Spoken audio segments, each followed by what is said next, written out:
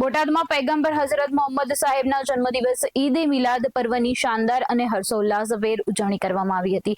છેલ્લા 20 વર્ષની પરંપરા મુજબ ખોજાવાડી સ્થિત અલ કાદરિયા મસ્જિદથી નીકળેલું ભવ્ય જુલુસ શહેરના વિવિધ મુખ્ય માર્ગો અને 4 રસ્તાઓ પરથી પસાર થઈ પુનઃ મસ્જિદ ખાતે સંપન્ન થયું હતું।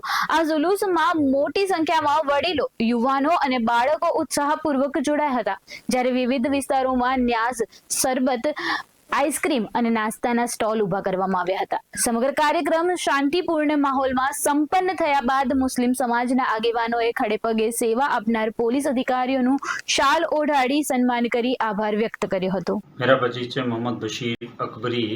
मैं यहाँ 20 साल से मस्जिद अल कादरिया के अंदर दीन की खिदमत करता हूँ।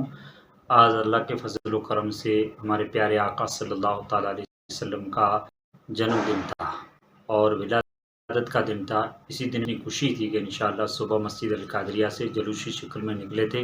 तमाम बोटाद के महलात में होते हुए फिर मस्जिद वापस आए और फिर आका की मोहब्बत में गुलामों ने बहुत बेहतरीन आयोजन न्याज का किया था और सब गुलाम खा करके खुश हुए। उसके बाद में हुजूर पाक सल्लल्लाहु अलैहि वसल्लम के बाल मुबारक का भी दीदार कराया और महबूब के बाल के सदक़े से दुआ भी किए। उस बस अल्लाह की बारगाह में दुआ करता है कि अल्लाह कबूल करवाए। ओके, आपनो परिचय?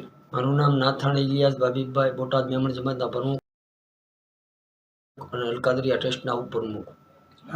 આજે જુલુસનું આયોજન હતું, શું હતું? આજ અમારે હુજૂર પાક સલ્લલ્લાહુ અલૈહિ વસલ્લમનો જન્મદિવસ અને વિલાદતનો દિવસ હતો। એની ખુશીમાં બોટાદના તમામ રૂટ ઉપર જુલુસ ફર્યું હતું શાંતિપૂર્ણ માહોલમાં, અને પોલીસ, મામલતદાર, નગરપાલિકાનો ફૂલ સપોર્ટ હતો અને અમારા ભાઈચારાથી વર્ષોથી આ જુલુસનું આયોજન થાય છે।